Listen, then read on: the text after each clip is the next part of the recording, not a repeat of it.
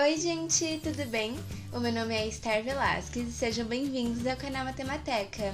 No vídeo de hoje a gente vai continuar aqui no curso de Sinais e Sistemas e a gente vai entrar no assunto de filtros não ideais, tá bom? Então nessa aula a gente vai começar falando sobre sistemas de primeira ordem de tempo discreto. Então antes de começar, já curte aí embaixo, se inscreve no canal e vamos lá! Gente, então até o momento nesse curso a gente falou muito sobre sistemas LIT, resposta em frequência, resposta ao impulso. E quando a gente está falando de filtro, gente, é basicamente tudo que a gente viu até o momento. Todo filtro vai ter o comportamento de um sistema LIT, tá bom? Então, seguindo o que a gente viu até o momento, como é o comportamento de um filtro no domínio da frequência? É justamente aquilo que a gente já viu, gente. Vai ter uma entrada x de ômega, que vai entrar em um sistema, e esse sistema vai fazer alguma coisa ali com x de ômega e devolver uma saída y de ômega. Então, como que é, detalhadamente aqui, a análise de um filtro no domínio da frequência? Bom, a gente tem a nossa entrada x de ômega, né? E a gente sabe que quando a gente tem uma coisa no domínio da frequência, a gente vai ter o costume de escrever ela com a magnitude e a fase. Então, o x de ômega pode ser escrito como a magnitude dele vezes Euler elevado a j vezes a fase dele. Então, são os parâmetros que definem o comportamento do x de ômega. Aí, beleza, esse x de ômega tá ali, vai entrar em um sistema. E quem que vai definir o que vai acontecer dentro desse sistema? Justamente a resposta em frequência dele, gente. Todo sistema LIT vai ter uma resposta em frequência, vai ter um H de ômega que vai definir o comportamento dele. E quando a gente tem esse H de ômega, para a gente entender o comportamento do filtro, então o comportamento ali do sistema LIT, a gente vai analisar o módulo do H e a fase do H. Analisando esses dois parâmetros, gente, a gente consegue entender qual é o comportamento desse filtro. Se ele vai passar baixas frequências, se ele vai passar frequências mais altas, qual é a faixa de frequências dele que ele está passando e quais são os parâmetros que definem isso dentro desse sistema. Então, beleza, vai entrar o x de ômega nesse sistema, que é definido por esse h de ômega. Quando o x de ômega entra ali e passa ali pelos parâmetros, passa pelo sistema, o sistema vai devolver para a gente uma saída, que é o y de ômega. E esse y de ômega é justamente o x de ômega filtrado, certo, gente? Então, matematicamente, a gente pode falar que o y de ômega é a multiplicação da entrada com a resposta em frequência. E como a gente está falando de magnitude, de fase aqui, a gente pode escrever isso dessa forma. O y de ômega vai ser a multiplicação das magnitudes vezes Euler elevado a j vezes a soma das fases. Eu vou deixar um vídeo aqui em cima onde a gente fala melhor sobre isso, tá bom, gente? Mas aqui é só uma forma matemática de escrever a saída do nosso sistema. Então, esse y de ômega é a nossa entrada depois de ser filtrada, certo, gente? Então, gente, quando a gente está no domínio da frequência, a gente vai analisar um filtro de acordo com a magnitude e a fase. Então, de acordo com o módulo do H de ômega, que é a magnitude, e a fase do H de ômega, certo, gente? Esses dois parâmetros vão indicar tudo para a gente sobre o comportamento desse filtro. Agora, quando a gente está no domínio do tempo, então quando a gente está no domínio N aqui, a gente vai analisar a resposta ao impulso, que é o H de N, nosso velho conhecido, né? E a resposta ao degrau, que é o que a gente chama de S de N. Então, gente, quando a gente está no domínio N, ao invés de ter uma entrada x de ômega, a gente vai ter a entrada x de N, que é o x de ômega, só que no domínio N, né?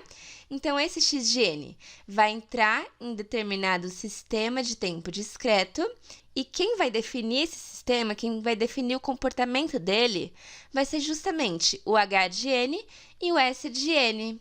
Então, quando o x de N entra nesse sistema, ele vai passar ali por transformações, por parâmetros e tudo mais, para devolver a nossa saída y de N. E esse y de N, como a gente sabe, é justamente a convolução do x com H de N. Então, essa convolução dá para a gente a saída do nosso sistema. Lembrando que tudo que a gente tem aqui no domínio N é justamente a transformada inversa de Fourier do que a gente tem aqui no domínio da frequência, tá bom, gente? Então, x de ômega, se você fizer a transformada inversa de Fourier, você vai ter o x de N. Aí, o H de ômega, se você fizer a transformada inversa de Fourier, você vai ter o H de N. E o y de ômega, fazendo a transformada inversa, a gente tem o y de N, certo? Agora, gente, além de trabalhar com o nosso H de N, que a gente já conhece, a resposta ao impulso, né? A gente também vai trabalhar com a resposta ao degrau, que é o que a gente chama de S de N. Essa resposta ao degrau, gente, é justamente a saída do sistema quando a entrada é o sinal degrau. E ela vai ser a soma cumulativa, então a soma de m igual menos infinito até n, da nossa resposta ao impulso H de N, certo, gente? Então, essa aqui é a relação entre a resposta ao degrau e a resposta ao impulso.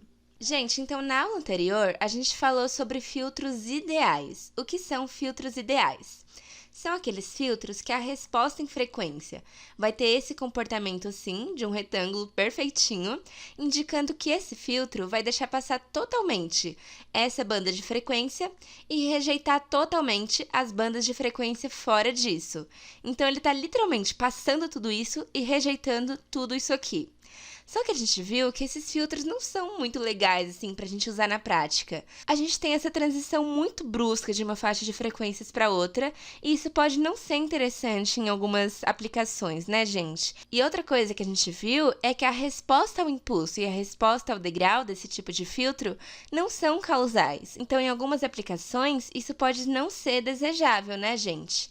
Então, no geral, quando a gente está trabalhando na prática com filtros, a gente vai tentar fazer filtros não ideais, que no caso da magnitude, vão ter uma maior flexibilidade na banda de passagem e na banda de rejeição, além de terem uma transição mais gradual. Então, os filtros não ideais, a magnitude deles não é aquela coisa perfeitinha, igual os filtros ideais. Eles vão ser uma coisa mais real, assim, sabe? Uma coisa que seja mais tranquila de a gente realizar na prática, porque quando a gente tenta fazer isso aqui, seja em programas, seja através de componentes eletrônicos, é uma coisa muito trabalhosa, gente, uma coisa, assim, totalmente inviável. Então, quando a gente está trabalhando na prática, a gente faz filtros não ideais. Então, como a gente viu, quando a gente está no domínio da frequência, a gente vai analisar o H de ômega de acordo com o módulo e a fase dele, né, gente? Agora, quando a gente está no domínio do tempo, a gente analisa a resposta ao impulso e a resposta ao degrau, que é a nossa nova conhecida. Quando a gente está analisando a resposta ao degrau do sistema, a gente vai analisar esses três parâmetros, que são o tempo de subida, então quanto tempo leva para a resposta ao degrau chegar ao seu valor final, a presença de oscilações, então muitas vezes a gente vai ter uma coisa meio assim, né, na resposta ao degrau, e o sobressinal, que eu vou mostrar daqui a pouco para vocês como ele funciona, o que ele é exatamente. Então, gente, nessa introdução aqui da aula, eu só quis mostrar para vocês como que é a análise de filtros no domínio da frequência e no domínio do tempo. Então, quando a gente está no domínio da frequência, a gente vai analisar a magnitude e a fase da nossa resposta em frequência. Então, a gente pega aquele H de ômega e analisa o módulo e a fase dele para saber qual é o comportamento daquele filtro. Agora, quando a gente está no domínio N, a gente vai analisar a resposta ao impulso e a resposta ao degrau do nosso sistema. Analisando esses dois parâmetros, a gente consegue entender qual é o comportamento daquele filtro, entender o que vai acontecer ali com o nosso sinal, beleza? Então agora a gente vai falar sobre sistemas de primeira ordem, que no caso não deixam de se comportar como filtros, e entender quais são os parâmetros que a gente analisa matematicamente para entender qual é o comportamento do nosso sistema, o que vai acontecer com as altas frequências, com as baixas frequências e o que vai definir isso ali dentro, tá bom? Então, vamos lá. Então, gente, vamos falar sobre os sistemas de primeira ordem, então. O que são sistemas de primeira ordem? A gente sabe o que são sistemas LIT, né? Agora, esses sistemas LIT, eles podem ter determinada ordem de acordo com a expressão matemática que vai definir o que está acontecendo ali dentro. Então, de acordo com os parâmetros que a gente tiver, a gente vai definir esse sistema LIT como sistema de primeira ordem, de segunda, de terceira, de quarta, enfim. Então, aqui no caso, um sistema LIT causal de primeira ordem vai ser definido por uma equação de diferenças desse tipo aqui, sendo que o A é uma constante de módulo menor do que 1, porque a gente está falando de sistemas estáveis. Então, o que vai definir que esse sistema é de primeira ordem, gente, é justamente essa primeira diferença aqui, y de n menos 1. Se a gente tivesse y de n menos 2, seria de segunda ordem. Y de n menos 3 seria de terceira ordem. Então, aqui no caso, é um sistema LIT causal de primeira ordem, descrito por essa equação de diferenças. A gente sabe que quando a gente tem uma equação de diferenças, a gente consegue encontrar a resposta em frequência desse determinado sistema. Então, vou deixar aqui em cima o vídeo onde a gente faz isso mais detalhadamente, mas basicamente a gente passa tudo para o domínio da frequência, né? Então, aqui A vezes Y de ômega, e aí por causa dessa primeira diferença, fica Euler elevado a menos J ômega, e tudo isso igual x de ômega. E a gente sabe que a resposta em frequência de um sistema vai ser o y de ômega sobre x de ômega. E no caso de um sistema de primeira ordem, essa resposta em frequência vai ter esse formato aqui, né, gente? Então, de acordo com o valor de A, a gente vai ter determinada resposta em frequência para o nosso sistema.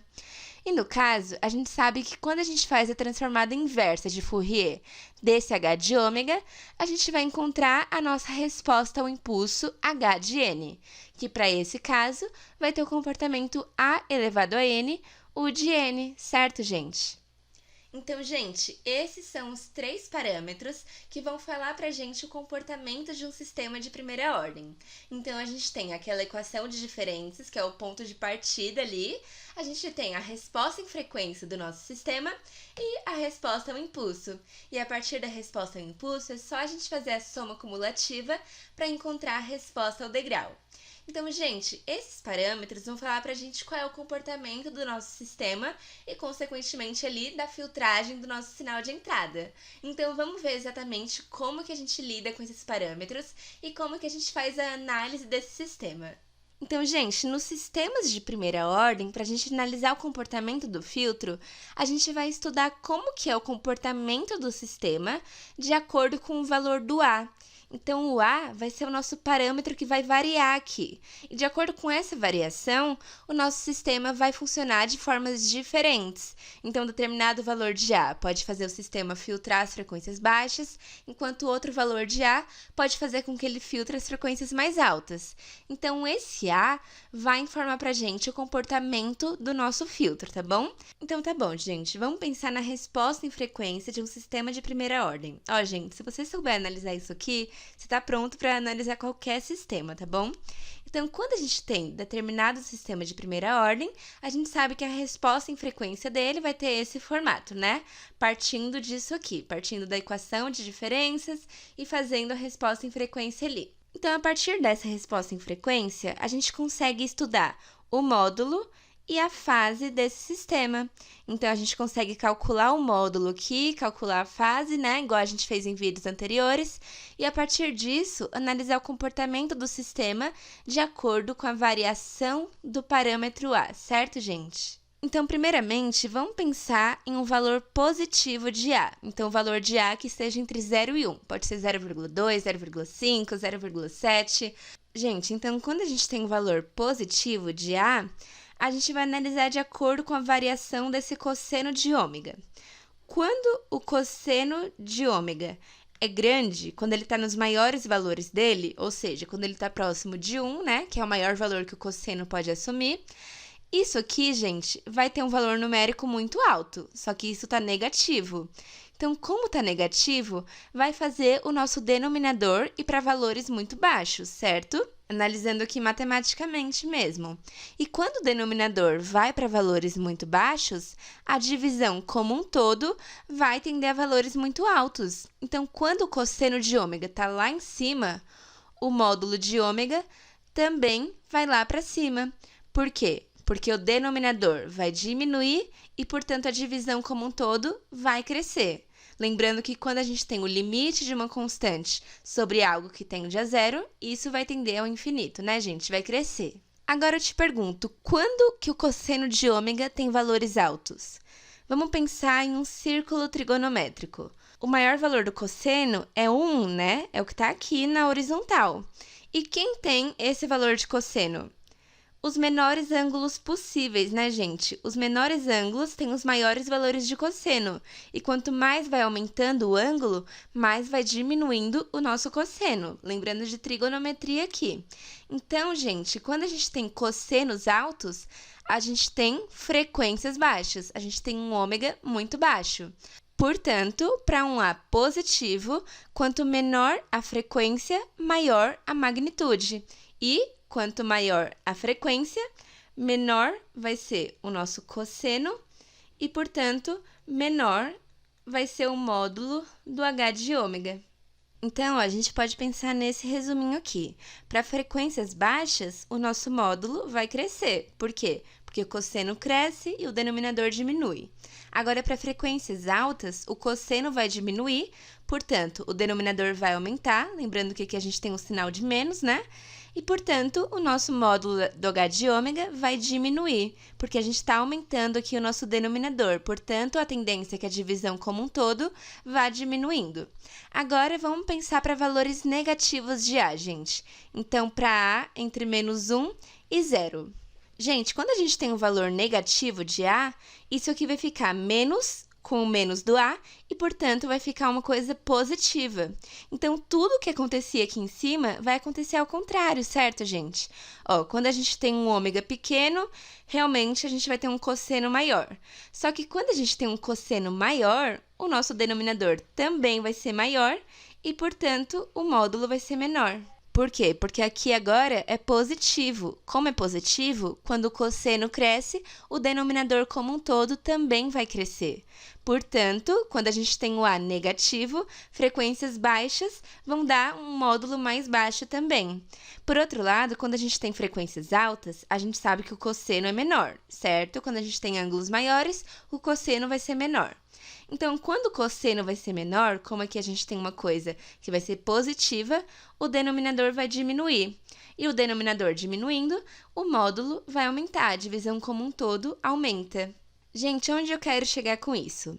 Quando a gente tem valores positivos de A aqui no nosso sistema, seja na equação de diferenças, na resposta em frequência, na resposta ao impulso, independente do parâmetro que a gente está analisando, valores positivos de A, quando a gente tem frequências baixas, o módulo vai ser alto, quando a gente tem frequências altas, o módulo ali da resposta em frequência vai ser baixo. Agora, quando a gente tem valores negativos de A no nosso sistema, as frequências mais baixas vão dar módulos mais baixos e as frequências mais altas vão dar módulos mais altos. Então, a gente vai conseguir analisar bem melhor isso aqui quando a gente vê o gráfico da nossa magnitude, mas basicamente, gente, isso aqui é o resumo de um sistema de primeira ordem. O resumo do comportamento da nossa magnitude de acordo com o nosso parâmetro A. Agora, será que quando o A está mais próximo de 0 do que de 1, vai ter alguma alteração? Ou então, se o A estiver mais próximo de menos 1 do que de 0, vai mudar muita coisa? Então, é isso que a gente vai analisar agora. Gente, então, como a gente sabe, quando a gente está analisando o comportamento de um filtro, a gente vai analisar a resposta ao impulso, a resposta ao degrau e a magnitude e a fase da resposta em frequência. Então, vamos analisar cada um desses parâmetros quando a gente tem valores positivos de A, tá bom? Quando a gente tem A maior do que 0. Então, aqui a gente tem um esboço de 4 respostas ao impulso diferentes para diferentes valores de A. Então, aqui a gente tem A igual a 1/8, que é mais ou menos 0,13 por aí, né? A igual a 1 sobre 2, que é 0,5, 7 décimos, que é 0,7, e 5 sextos, que é 0,8 mais ou menos. Então, a gente tem valores de A mais próximos de 0 e valores mais próximos de 1. E qual é a diferença que a gente consegue notar aqui na resposta ao impulso do sistema de acordo com o valor de A? Gente, a gente consegue notar que valores de A mais próximos de 0 vão ter uma descida mais rápida. Então, começa aqui, do nada já desce, do nada já está super próximo do nosso eixo horizontal. Então, olha só, desceu muito rápido nos dois casos. Por outro lado, quando a gente tem valores de A mais próximos de 1, então no caso 0,7, 0,8 estão bem mais próximos de 1, né? A gente tem uma descida mais lenta na nossa resposta ao impulso. Então, ó, tá demorando bem mais para descer do que quando a gente tinha valores mais próximos de 0. Então, quando a gente tem valores de A mais próximos de 1, a descida da resposta ao impulso vai ser mais lenta, tá bom, gente? Vai ocorrer de forma mais gradual. Então, o que a gente pode falar sobre o valor de A, gente? A gente fala que o A vai definir a taxa com que o nosso sistema de primeira ordem vai responder. Então, quando a gente analisa a resposta ao impulso ou a resposta ao degrau, como a gente vai ver daqui a pouco, a taxa com que eles respondem, então a taxa com que eles chegam no seu valor final, vai depender do valor de A, o quão próximo ele está de 0 ou de 1. Então, valores de A mais próximos de 0 geram respostas ao impulso que descem mais rapidamente, e valores de A mais próximos de 1 geram respostas ao impulso que descem mais gradualmente aqui, certo, gente? Agora, vamos analisar a resposta ao degrau para esses valores de A. O que a gente consegue reparar aqui, gente? Ó, então, para A igual a 1/8, ó, a gente já subiu aqui. Para A igual a 1/2. A gente subiu mais gradualmente, mas também subimos rápido.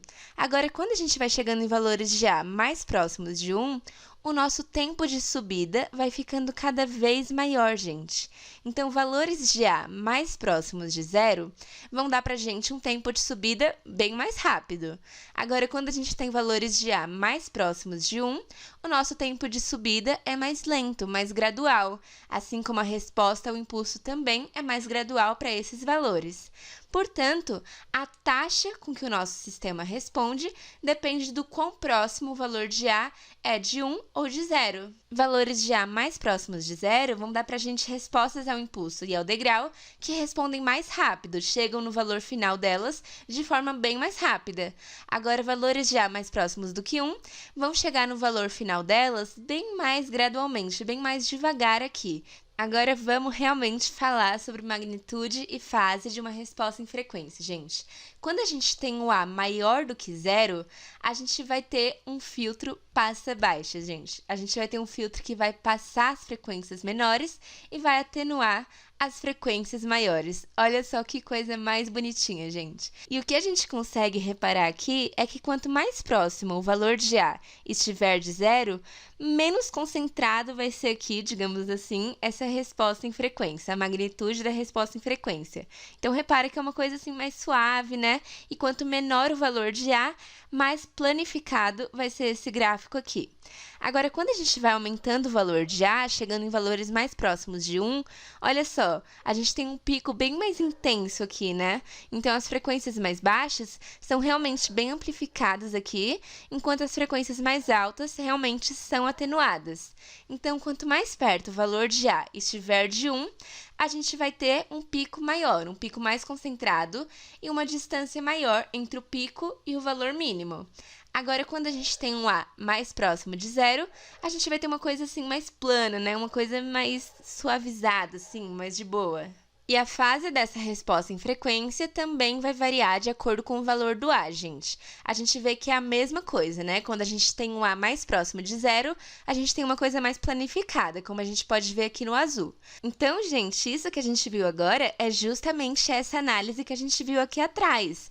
Quando a gente tem um valor positivo de A, as frequências mais baixas vão dar para a gente uma magnitude maior e as frequências mais altas dão uma magnitude menor, que é justamente o que a gente vê aqui nesse gráfico. A gente consegue perceber que as frequências mais baixas dão para a gente uma magnitude bem maior, enquanto quando a gente cresce a nossa frequência, a magnitude vai diminuindo.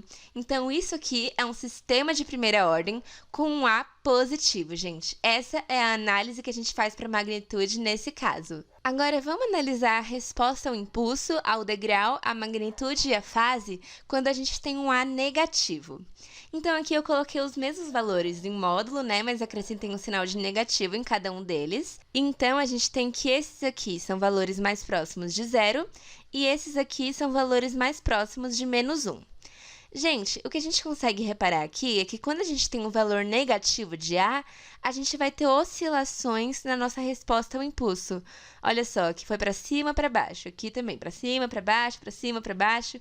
E quanto mais próximo o nosso A é de -1, mais vai oscilar nossa resposta ao impulso. Olha isso, quanta oscilação, gente. Então, da mesma forma, o A também está mostrando para a gente uma taxa, né? A taxa com que o sistema responde. Só que no caso de um A negativo, a gente vai ter oscilações aqui. A gente vai oscilar na nossa resposta ao impulso, conforme a nossa resposta ao impulso chega no seu valor final. Da mesma forma, a resposta ao degrau do nosso sistema também vai oscilar quando a gente tem um valor negativo de A. Então, aqui, ó, os A's mais próximos de 0 e os A's mais próximos de -1. A gente vê que quanto mais próximo de -1, mais oscilações a gente tem. E isso aqui, gente, é o que a gente chama de sobressinal. Então, sobressinal, falando de um modo geral, é o quanto o nosso sinal vai ultrapassar, digamos assim, o valor final dele, o valor final da resposta ao degrau. Isso aqui vai acontecer justamente por causa dessa oscilação, gente. Então, olha aqui, a gente tem um sobressinal bem tranquilo, né, bem suavizado. Aqui no A igual menos meio já é uma coisa mais evidente, né? E quanto mais a gente oscila, maior vai ser esse sobressinal aqui nesses casos. Agora, voltando para essa análise aqui atrás, a gente viu que quando a gente tem um A negativo, quanto menor a frequência, menor a magnitude. E quanto maior a frequência, maior a magnitude. Isso mostra pra gente que quando a gente tem um sistema de primeira ordem com um A negativo, a gente vai ter um filtro passa altas, gente. A gente vai ter um filtro que está atenuando as frequências baixas e deixando passar as frequências mais altas, que é onde a magnitude vai ser maior. Então, gente, a gente vê aqui que realmente para valores negativos de A, a nossa magnitude está bem mais próxima de 0, né? E aí, conforme a frequência vai crescendo, a nossa magnitude vai crescendo junto. E no caso da fase para um sistema que tem um A negativo, ela vai ser basicamente igual à fase quando o A é positivo, só que invertido. Quando o A era positivo, a gente tinha algo desse tipo aqui, né? Agora, com A negativo, a gente inverteu a fase. A gente tem a parte positiva aqui e a negativa aqui. Gente, então o que a gente viu nessa aula foi como se comporta um sistema de primeira ordem de acordo com a variação do parâmetro A.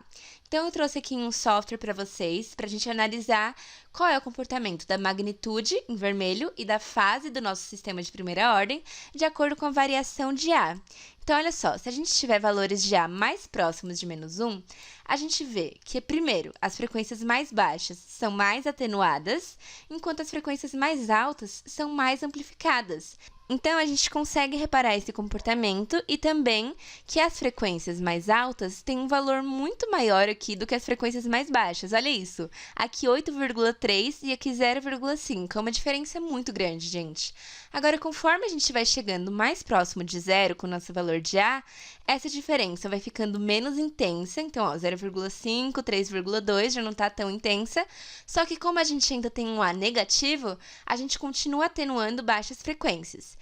E aí, conforme a gente vai chegando mais próximo de 0, a diferença vai ficando cada vez menor, até a gente chegar realmente em valores super baixos, que é quando o nosso gráfico está quase planificado, né, gente? Quase não tem diferença mais no valor aqui das baixas frequências e das altas frequências. Agora, gente, quando a gente tem valores positivos de A, mais uma vez, quanto mais próximo de 0, mais planificado é o nosso gráfico, né? Agora, quando a gente vai chegando perto de 1, olha só o que vai acontecendo, gente. O nosso gráfico vai atenuando altas frequências e deixando passar baixas frequências. Então, ó, antes esse pico estava aqui, agora ele está aqui, certo? Enquanto onde a gente tinha um pico antes, agora está mais para baixo. E essa diferença aqui entre o pico e a parte mais baixa vai aumentando conforme a gente vai chegando mais próximo de 1. Então, olha só, que diferença enorme já tem entre o ponto mínimo e o ponto máximo.